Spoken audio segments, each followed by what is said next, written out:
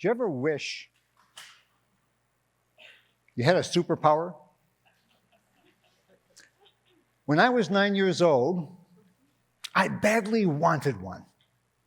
I spent hours researching superpowers. And I went to the source. Superman, Batman, Spider-Man. I imagined myself being like them with my own superpower. But I noticed that each superhero had a special, unique power, but all of them had one thing in common. None of them had kids. I figured they wouldn't have time to raise a kid like me. They had to fight bad guys and save the world. But as a young boy, I desperately needed a hero. My father wasn't one of them.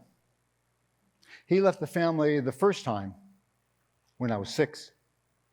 He left the second time for good when I was 9.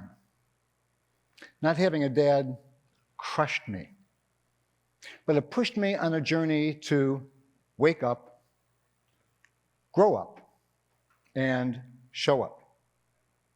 Today I want to share that journey with you, where I had to wake up from the pain of being a fatherless son, grow up to be the dad I always wanted, and show up with a superpower. The first part of the journey forced me to wake up. When my dad did live at home, I always felt anxious, scared of him. And I can still picture one of the scariest moments in my life when my dad chased my mom with a knife. My siblings and I felt powerless to protect my mom from a man who was supposed to protect us. Eventually, he was hospitalized with a nervous breakdown. Now, when he was gone, I felt a wave of relief, but I also felt emotionally scarred.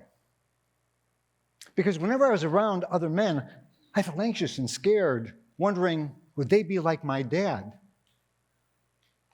I survived by shutting down and retreating to my comic books. I imagined myself a superhero, steeling myself against feeling anxious, scared, or sad. And I told nobody about my feelings. I just toughed it out like a superhero. Emotionally, I was screwed up. So I became a therapist. There's an old saying that those of us who become therapists do so because we need 40 hours of therapy a week. Those 40 hours turned into 40 years as a therapist. And strangely, my clients helped me wake up. Because when I heard their stories about fathers neglecting, abandoning, or abusing them, I related to their pain. Because I was a fatherless son of a father who himself was fatherless, having lost his dad when he was 4. And like my clients, I longed for a father who told me, I'm here for you. I believe in you. I love you. I wonder how many here were blessed to have a father's deep love. So if you had or have a positive, loving relationship with your dad, would you raise your hand? Wow. And I assume those of you who didn't raise your hand missed out on fathering like me. Children without fathers clearly suffer. Here's a few of the horrifying statistics in America that should cause us to wake up. 90% of homeless and runaway youths, 85% of children with behavior disorders, and 75% of adolescents in substance abuse centers grew up in homes without a father. And that's just a few of the statistics. And on the other hand, research shows that children with an involved, loving father have less anxiety, depression, behavior problems, and more success in school, career, relationships, and self-esteem. So if we know the lifelong benefit of loving involved fathers and the consequences on children who lack one, why do we idolize superheroes who don't raise kids? And that brings me to the second part of my journey, to grow up, to be the dad I always wanted. Several years after I got married, Mary Lou and I moved to Australia, where I took a job as director of a counseling agency. And I wanted to break the cycle of absent fathers. And for me, that began in the delivery room. Now, that was a revolutionary idea back in 1978, because men were not yet welcome in the delivery room. In fact, I had to write a letter to the hospital asking permission to be at my daughter's birth. I mean, can you believe that? Fortunately, I was blessed to be at Melissa's birth and to experience the joy of the miracle. 2 years later, I was blessed again, and I was able to witness the birth of my son, Nate.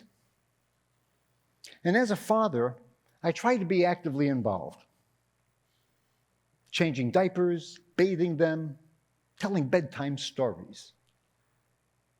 But in 1984, I made a decision that forever changed my life and the life of my children. We were living in Sydney, where I had been promoted to be director of a family therapy training program. And when Mary Lou became director of a school, we both found our high-pressure jobs very demanding and taking away precious time from our children, who were then 4 and 6. Precious time.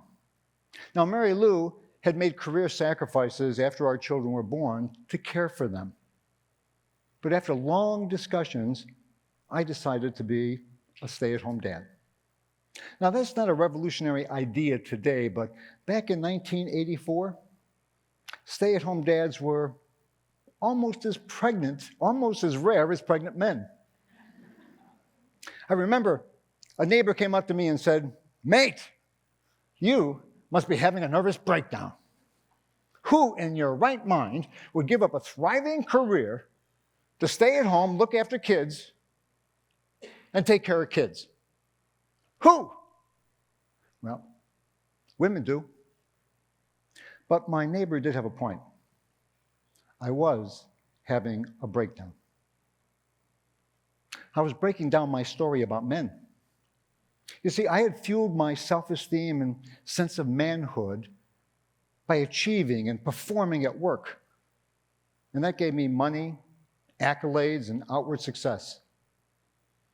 Whereas caring for kids required long hours, no pay, and lots of poo. And I discovered that parenting wasn't based on performance. It was based on building relationships. I had to grow up along with my kids and change the way I related. But strangely, that often made me feel incompetent, because when I just mastered learning how to deal with one stage of development, like raising a toddler, my kids would pop into the next stage. And I'd have to learn how to relate to a preschooler. And then down the road, I'd have to learn how to relate to teenagers. I must confess that after several months of being a stay-at-home dad, I wanted to give up. I missed being like other men, furthering my career, achieving goals, getting paid for a job well done. As parents, you don't get job promotions. But whenever I felt like giving up, I thought of the words of Frederick Douglass. It's easier to build strong children than to repair broken men. And I thought of my clients who missed out on fathering. I didn't want that to happen to Melissa and Nate. I wanted them to know, I'm here for you. I believe in you. And I love you. And that meant taking them to school, helping them with homework, having fun together, going with them to the doctors, talking about problems, and even setting limits. Parenting would have been harder doing it alone. Mary Lou was a devoted mother who cared deeply for our kids. She offered me advice, and she gave me the space to make mistakes and learn from them. Mind you, she'd roll her eyes whenever I picked out clothes for Nate and Melissa. Fashion was not my superpower. And that takes me to the third part of my journey, to show up with my superpower. 35 years ago in Sydney, I stood in a room with 65 strangers, all men. We had gathered in a community center to form support groups. And as I looked around that room, I asked myself, what the hell am I doing here? I felt anxious and scared like I did with my dad. And I wondered, could I feel safe with so many men? I was 36, and I felt isolated as a stay-at-home dad. I needed to show up with other men. And what I discovered was that many of them, like me, missed out on time with a loving father. Where during our weekly meetings, we gave each other time.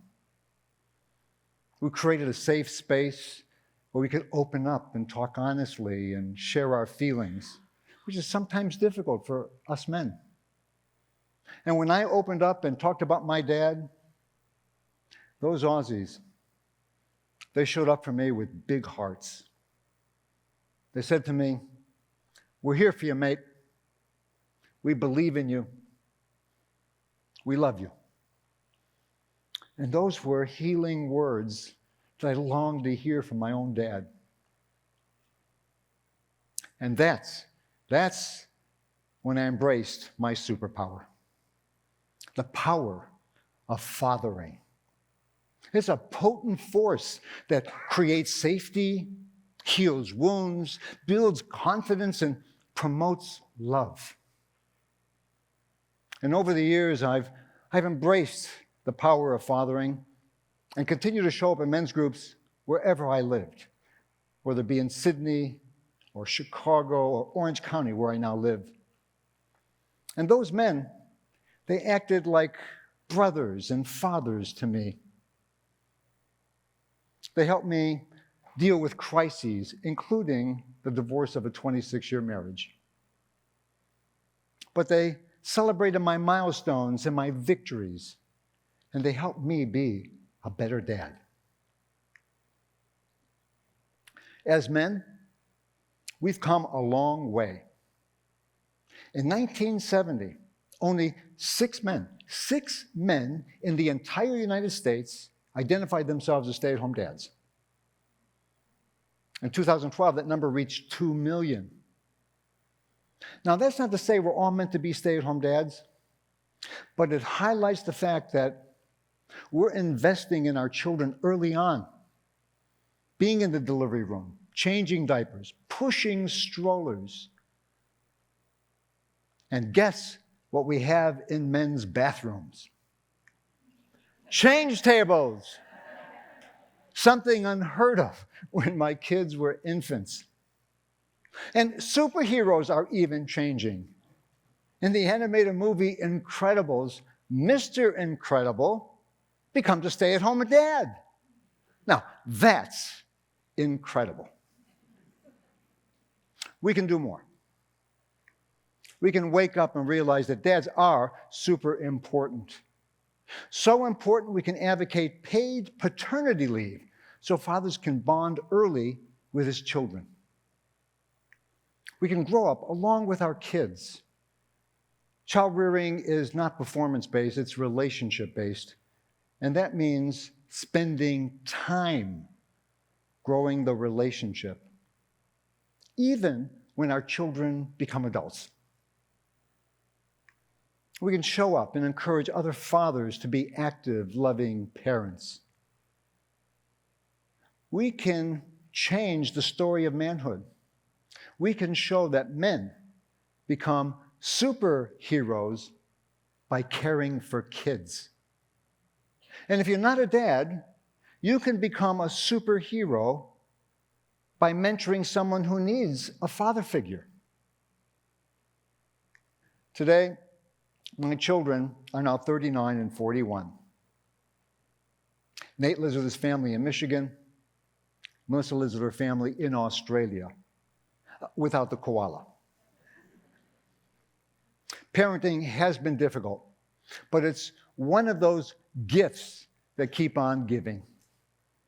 I feel so blessed having my children and their families in my life. And now I get to visit Australia and get to visit my son Thomas every year. And I get to see him every week on FaceTime. The gift keeps on giving. I know, personally and professionally, fathers play a critical role. Alongside mothers, we show our children, we're here for you. We believe in you. And we love you. Now, that's a superpower.